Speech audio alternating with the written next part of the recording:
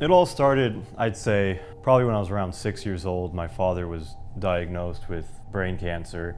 He was helping out my neighbor in his garage when he collapsed and had a grand mal seizure while he was helping him, and then from that point on, my whole life changed.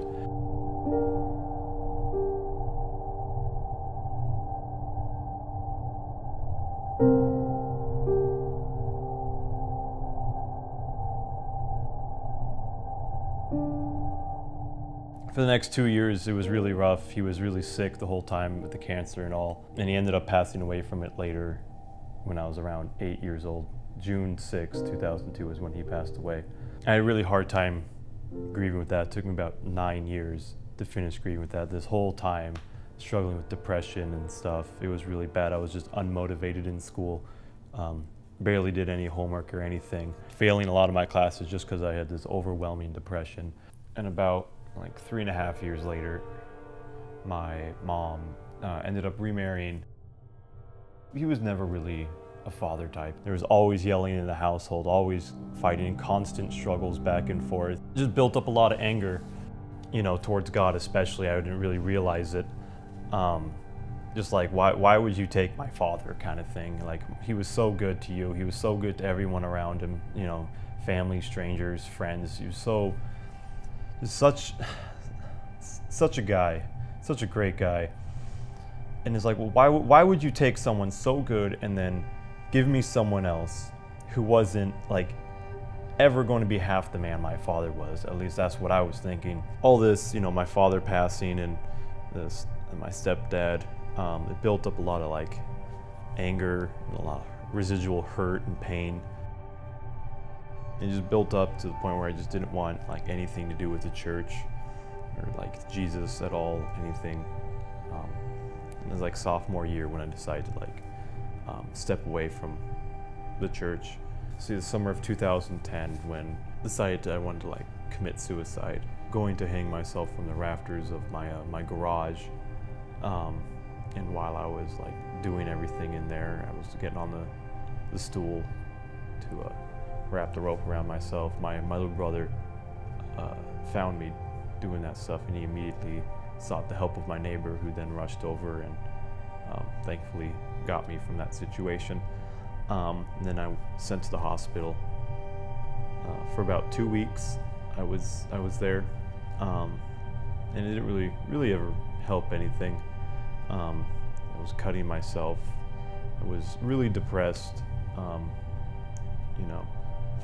For most of my life, I still was really depressed, still hurting myself.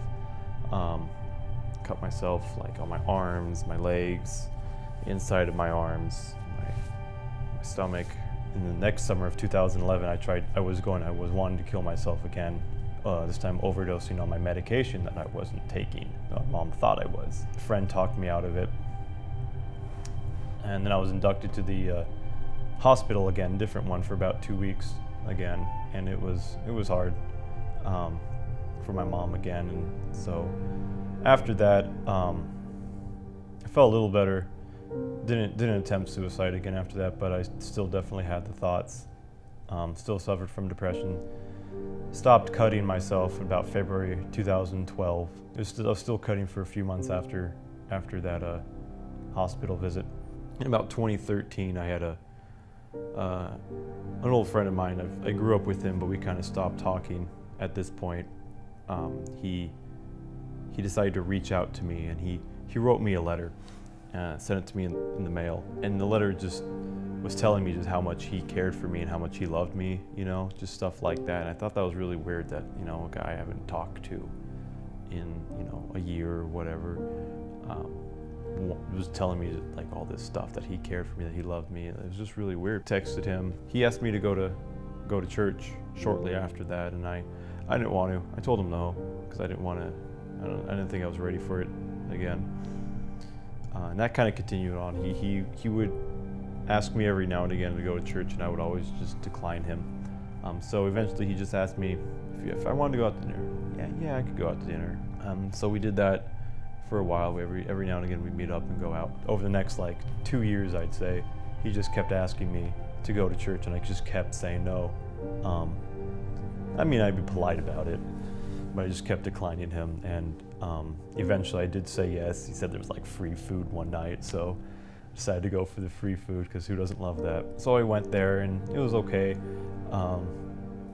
But then I started going more often. He'd invite me and I said, yeah, I'll go this time.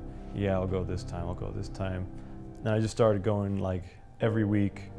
And then it came to the point where I was just going by myself, but I still wouldn't consider myself a Christian at this point again.